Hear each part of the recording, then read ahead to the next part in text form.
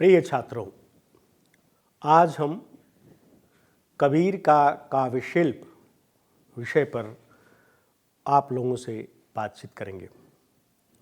कबीर आप जानते हैं कि निर्गुण धारा के सबसे महत्वपूर्ण रचनाकारों में से हैं और उनकी जो कविता है वो सामान्य जन से लेकर के जो पढ़े लिखे लोग हैं, जो बहुत पढ़े लिखे लोग हैं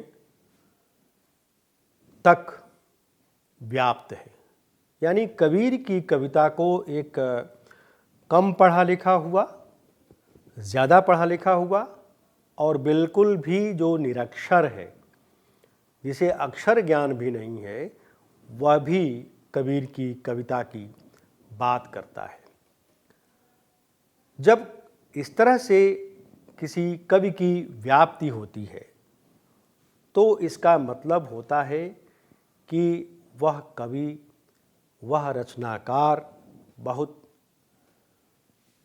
सुपठित है, बहुपठित है और उसकी कविता की जो समझ है वह बहुत से लोगों तक पहुंची हुई है।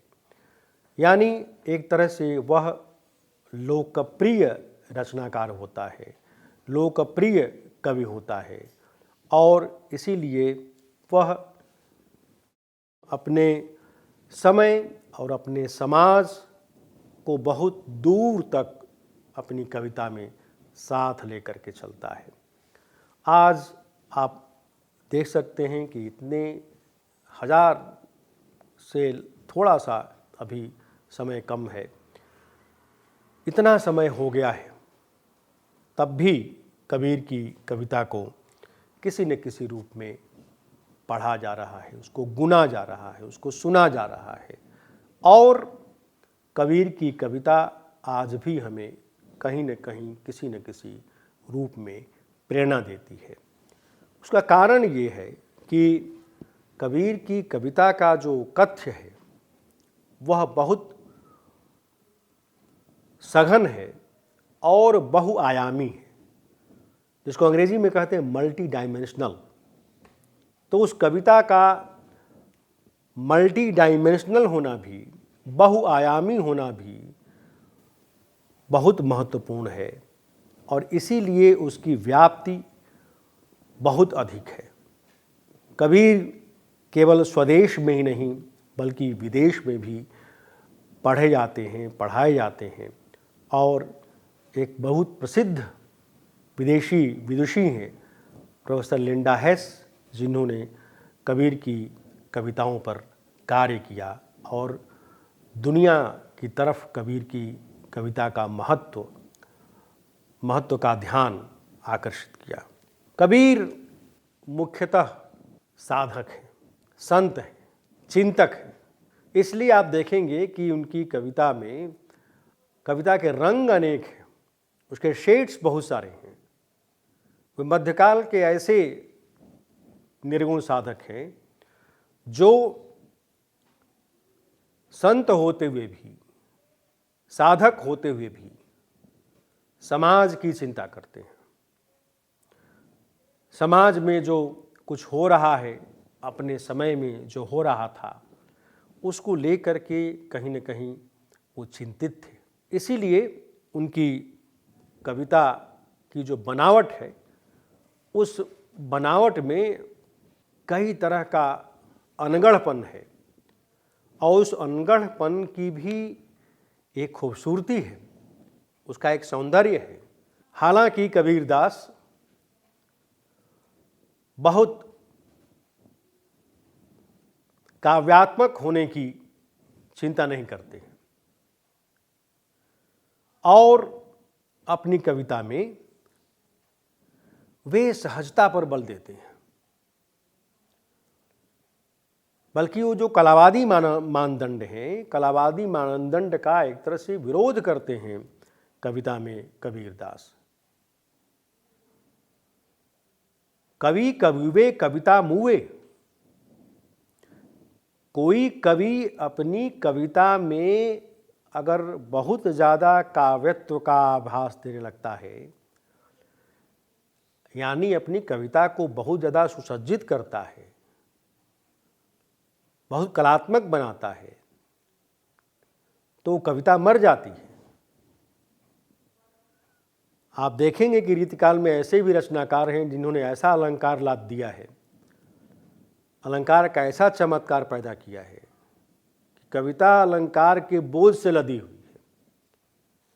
कबीर को यह सब करने की आवश्यकता नहीं थी। क्यों? क्योंकि कबीर तो सहज की बात करते हैं। प्यारे विद्यार्थियों, अपनी बात सहज रूप में करना बड़ा कठिन काम है।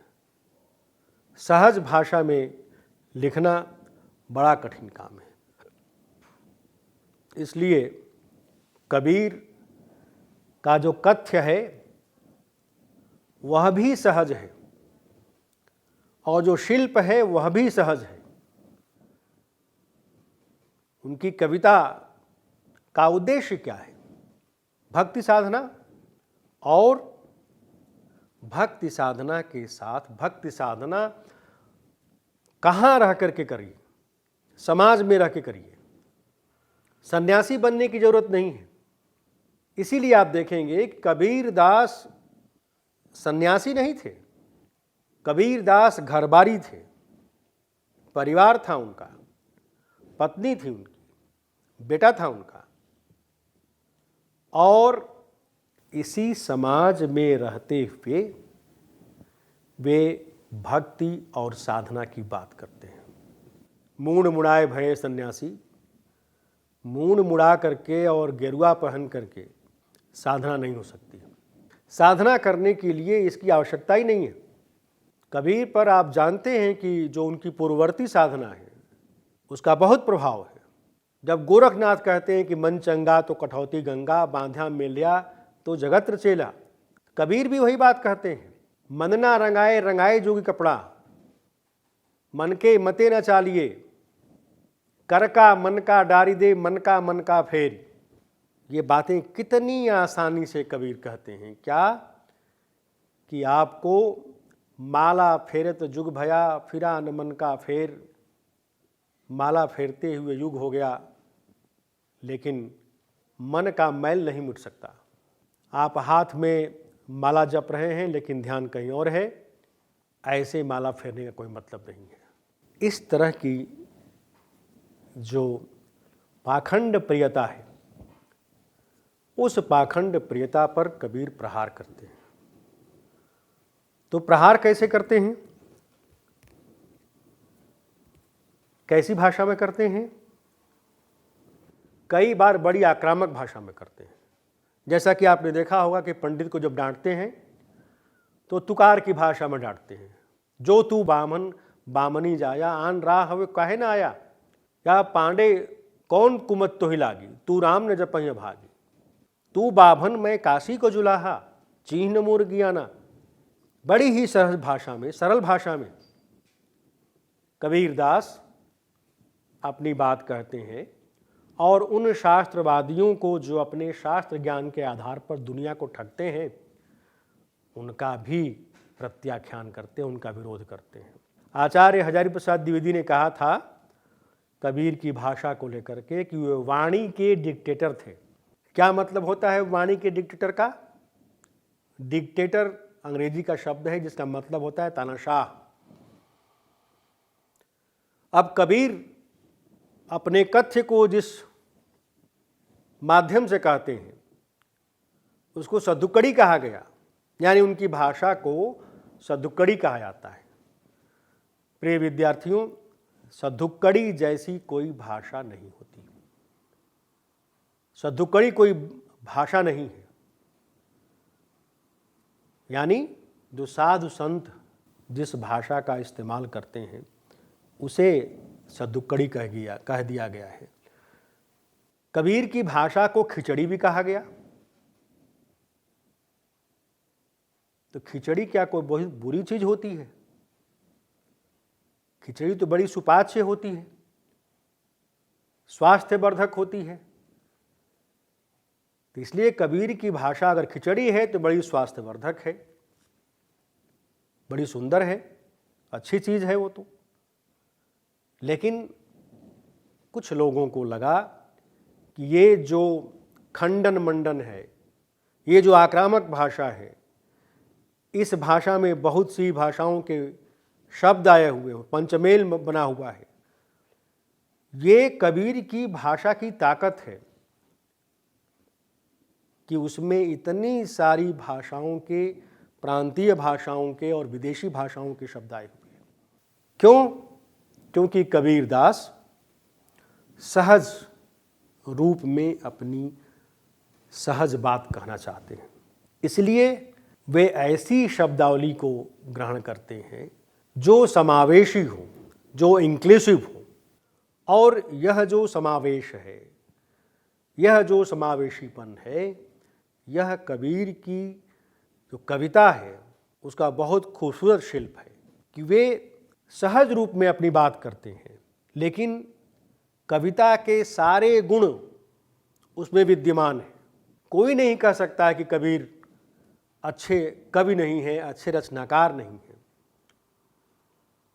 आप उनकी कविता में रस ढूंढ सकते हैं, आप उनकी कविता में अलंकार ढूंढ सकते हैं, और कविता के जितने सारे उपादान होते हैं, जो तत्व होते हैं, कमोबेश सब कुछ उसमें मिलेगा। आप जानते हैं कि कबीरदास अपनी रचना में सामासिक संस्कृति की बात करते हैं, और इस सामासिक संस्कृति को व्यक्त करने के लिए उसी तरह की भाषा भी चाहिए। आप जानते हैं कि हम जिस तरह का कंटेंट लेते हैं, जिस तरह का कथ्य लेते हैं, हमें उसी तरह का शिल्प भी लेना पड़ता है, उसी तरह की हमें भाषा भी लेनी पड़ती है, उसी तरह की हमें शब्दावली भी लेनी पड़ती है। इसका सबसे बड़ा उदाहरण आप देखेंगे कि महाभारत और रामायण जैसे सीरियल देखेंगे आप, और उसमें किस तरह की भाषा का इस्तेमाल किया गया है। अगर आप महाभारत और रामायण के समय को दर्शाने के लिए आज की शब्दावली का इस्तेमाल करेंगे तो वह जो रसात्मकता होगी, यह जो साधारणीकरण होगा, यह जो जुड़ाव होगा, वो नहीं हो सकता। इसीलिए कबीर की कविता अपने कथ्य के अनुरूप अभिव्यक्ति के माध्यम भी चुनती है। और शब्द संपदा की दृष्टि से देखें आप तो कबीर का जो शब्द भांडार है वह शब्द ढूंढता नहीं है। कबीर की कविता शब्द नहीं ढूंढती है, बल्कि लगता है कि कबीर के पास शब्द अपने आप चले आते हैं, उन्हें खोजने की आवश्यकता नहीं पड़ती है। इसीलिए उनकी कविता में अरबी के भी शब्द हैं, फारसी के भी शब्द हैं, ब्रज भाषा के भी शब्द हैं, पंजाबी के भी शब्द हैं, और भोजपुरी के भी शब्द मिलेंगे। बहुत सी भाषाओं के शब्द, यानी भारत की बहुत सी प्रांतीय भाषाओं के शब्द उनकी कविता में मिल सकते हैं। ये किसी रचनाकार के लिए, किसी कवि के लिए बहुत अच्छी बात होती है, बहुत शुभ ये बात है कि उसकी कविता के आयाम इतने हैं, और उन आयामों को रूपायित करने के लिए इतने सारे शब्दों के शेड्स उसके पास हैं। और अलंकारों में अगर आप देखेंगे तो रूपक तो बड़ा मुझे लगता है कि प्रिय है कबीरदास को। अनेक तरह के वो रूपक बांटते हैं। जैसे उदाहरण देखिए आप, दुल्हिन गावहु मंगल चार, हम घरी आए हो राजा राम भरतार। अंत में कहे कबीर हम ब्याह चले हैं, पुरुष एक अविनाशी। ये सारा का सारा एक रूपक उन्होंने खड़ा किया है। क्यों? क्योंकि उन्हें पति और पत्नी के जो संबंध है, प्रेम संबंध है, वह ज़्यादा महत्वपूर्ण है। इसलिए जब वो राम को याद करते हैं, परमात्मा को याद करते हैं, तो वे स्वयं उन राम के, जो राम निर्गुण हैं, निराकार हैं, उन निर्गुण और निराकार को निकट लाने के लिए, क्योंकि जानते हैं आप कि यह जो परम तत्व है, जो इतना एब्स्ट्रैक्ट है, इतना निर्वैयक्तिक है, वो उसको रूप में खड़ा करना बड़ा मुश्किल है। इसलिए वे इस तरह का रूपक बनाते हैं, रूपक खड़ा करते हैं, और रूपक के माध्यम से वे उसके साथ तादात्म्य स्थापित करने का प्रयास करते हैं।